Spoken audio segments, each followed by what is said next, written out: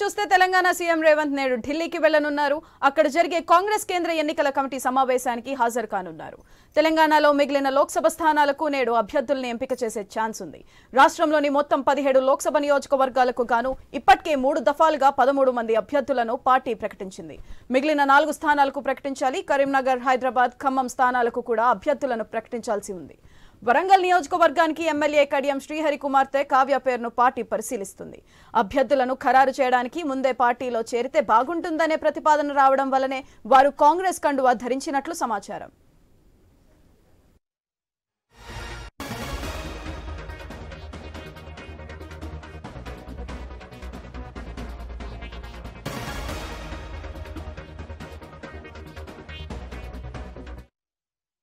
ఈ నెల 6న తుక్కుగూడలో జరిగే జనజాతర బహిరంగ సభలో కాంగ్రెస్ జాతీయ మేనిఫెస్టోను పార్టీ అగ్రనేతలు ఖర్గే, రాహుల్ గాంధీ విడుదల చేయనున్నారు. ఈ సభ ఏర్పాట్లపైన సీఈసీ సమావేశంలో అగ్రనేతలతో సీఎం చర్చిస్తారని తెలుస్తుంది. సీఎంతో పాటు సీఈసీ కమిటీ సభ్యుడు మంత్రి ఉత్తమ్ కుమార్ కూడా వెళ్లే అవకాశం ఉంది. ఇప్పటికే ఢిల్లీలో ఉన్న ఉప ముఖ్యమంత్రి భట్టి విక్రమార్క కూడా ఇందులో పాల్గొనే ఛాన్స్ ఉంది.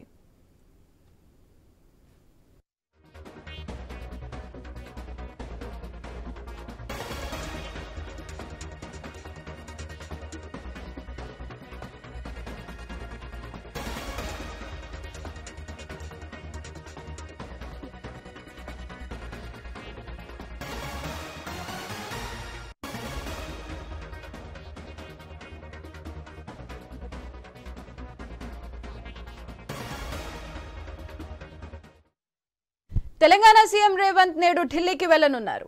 అక్కడ జరిగే కాంగ్రెస్ కేంద్ర ఎన్నికల కమిటీ సమావేశానికి హాజరు కానున్నారు. తెలంగాణలో మిగిలిన లోక్సభ స్థానాలకు నేడు అభ్యర్థుల్ని ఎంపిక చేసే ఛాన్స్ ఉంది. రాష్ట్రంలోని మొత్తం 17 లోక్సభ నియోజకవర్గాలకు గాను ఇప్పటికే 3 దఫాలుగా 13 మంది అభ్యర్థులను పార్టీ ప్రకటించింది. మిగిలిన 4 స్థానాలకు ప్రకటించాలి. కరీంనగర్, హైదరాబాద్, ఖమ్మం స్థానాలకు కూడా అభ్యర్థులను ప్రకటించాల్సి ఉంది. వరంగల్ నియోజకవర్గానికి ఎమ్మెల్యే కడియం శ్రీహరి కుమార్తె కావ్య పేరును పార్టీ పరిశీలిస్తుంది. అభ్యర్థులను ఖరారు చేయడానికి ముందే పార్టీలో చేరితే బాగుంటుందనే ప్రతిపాదన రావడం వల్లనే వారు కాంగ్రెస్ కండువా ధరించినట్లు సమాచారం. ఇక దీనిపై మరింత సమాచారం మా స్పెషల్ కరెస్పాండెంట్ సునీల్ అందిస్తారు. సునీల్, చెప్పండి. సీఎం రేవంత్ రెడ్డి ఢిల్లీ వెళ్లారు. ఈ రోజు కాంగ్రెస్ స్క్రీనింగ్ కమిటీ సమావేశం జరగబోతుంది. సెంట్రల్ ఎలక్షన్ కమిటీ సమావేశం జరగబోతుంది. ఆ సమావేశంలో ఆయన పాల్గొనబోతున్నారు. సీఎంతో పాటు డిప్యూటీ సీఎం భట్టి విక్రమార్క, మంత్రి ఉత్తమ్ కుమార్ రెడ్డి కూడా ఈ సమావేశంలో పాల్గొంటారు. సాయంత్రం ఈ సమావేశం జరగబోతుంది. ప్రధానంగా తెలంగాణతో పాటు మరికొన్ని రాష్ట్రాల్లో ఇంకా లోక్సభకు అభ్యర్థులను కాంగ్రెస్ పార్టీ ప్రకటించాల్సి ఉంది.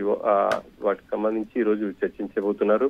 వాస్తవానికి నిన్ననే తెలంగాణతో పాటు మరికొన్ని రాష్ట్రాలకు సంబంధించిన పీసీసీలతో కావచ్చు, అదేవిధంగా పీసీ సెంట్రల్ ఎలక్షన్ కమిటీ సమావేశం నిర్వహించాల్సి ఉంది. కానీ నిన్న తెలంగాణకు సంబంధించి వాయిదా పడింది. ఈ రోజు ఈ సమావేశం జరగబోతుంది. ఈ సమావేశంలో ప్రధానంగా పెండింగ్ లో ఉన్నటువంటి 4 లోక్సభ స్థానాలకు సంబంధించి అభ్యర్థుల ఎంపికకు సంబంధించి చర్చించబోతున్నారు. ఇక వరంగల్ కు కడియం కావ్య పేరునే దాదాపు ఖరారైందని చెప్పేసి చెప్పుకోవచ్చు. సెంట్రల్ ఎలక్షన్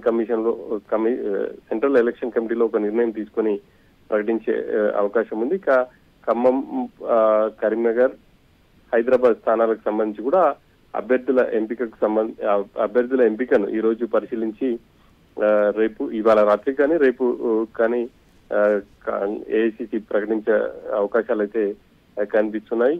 ఖమ్మం స్థానానికి సంబంధించి 3 పోటీ పడుతున్నప్పటికీ మరో కొత్త పేరు ఇటు పరిశీలనకు వచ్చింది. ఖమ్మం నుంచి కాంగ్రెస్ అగ్రనేత ప్రియాంకను పోటీ చేయాలని చెప్పేసి ఇటు తెలంగాణ కాంగ్రెస్ అయితే కోరింది. కానీ ఒకవేళ ప్రియాంక పోటీ చేయకపోతే మరో వ్యక్తిని సూచించాల్సి ఉంటుంది.